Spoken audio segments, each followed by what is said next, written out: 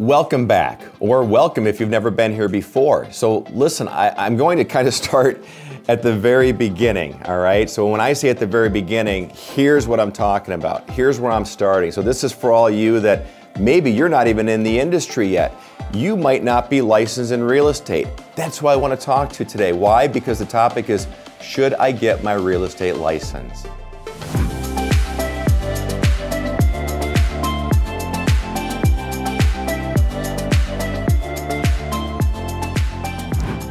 I want to talk about this because I want to help you out. All right, there's not a lot of good information out there. There's a lot of misinformation and skewed information. And I'll tell you what, if anyone's trying to make this decision about getting a real estate license and you're basing it on something you see on TV or you see in social media, be careful. All right, so listen, let's talk about this for just a minute. In fact, I've been in this industry for a very, very long time. In fact, like a crazy long time. And I've worn lots of hats in this business. Right now, I'm an everyday real estate broker.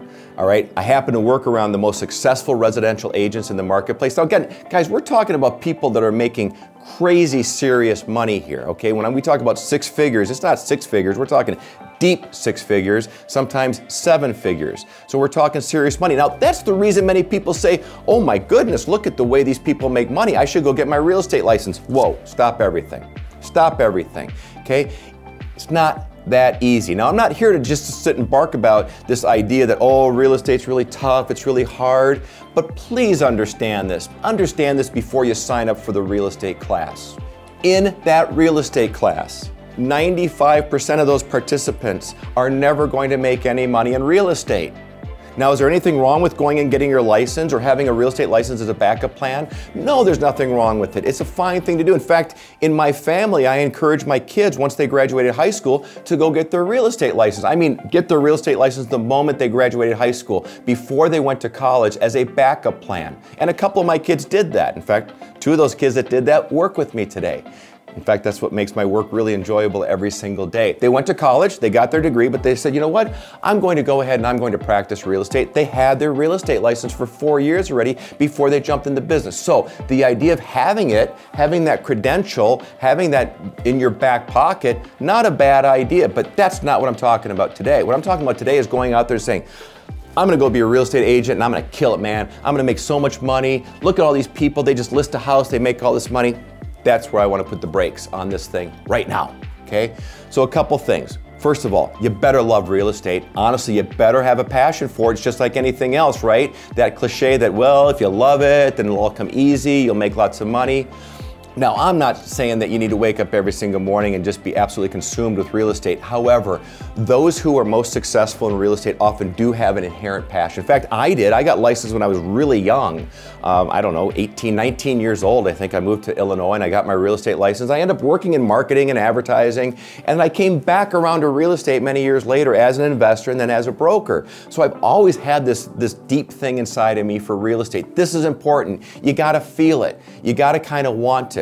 Okay, so for those of you going, hey, I got a passion, I think this is something I want to do, I'm going to go sign up for that real estate class and get my real estate license. Just first understand this, you probably know this, but I have to say it anyhow. When you go to school to get your real estate license, are they teaching you about real world real estate? No, of course not. What they're doing is they're teaching you what you need to know to pass a test, to pass the real estate exam. The state part of the exam and the federal part of the exam. That's what real estate school is about. The best thing that you can do is actually sit down and see if you can get some face time with people in the industry so they can tell you exactly what our business is all about. So just understand that first about when you go to real estate school, that it's about passing the test, not about what we do every day to actually make a living in this profession. Then, give consideration to that, but then also have a backup plan. Be really careful about this idea that you're gonna go get your real estate license, you're gonna go pass your test, and then you're gonna go out there and it's just gonna be, the money's gonna be flowing in. Not that way. This industry is changing a lot and it's changing rapidly.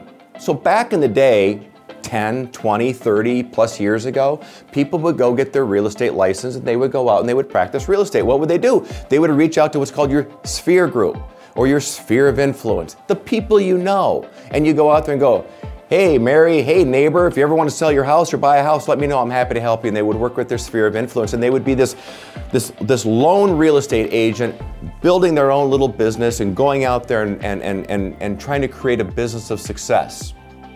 It's a different world today, guys. Why? Because you see it out there. You see the advertisements. It's a lot about big teams, gigantic teams, and these teams spend lots of money to get lots of leads.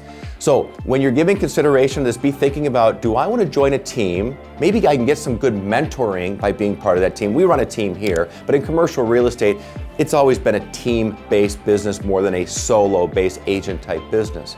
But you want to understand some of those distinctions between working solo versus working with a team. And there's lots of advantages for working with a team. However, say you've been in business for a long time, or you're a college grad, you've got your degree, you're an MBA, and you're saying, I'm tired of working for somebody, I want to work for myself, and I've got a big sphere of influence. Could you roll this out into a new profession with success rather quickly?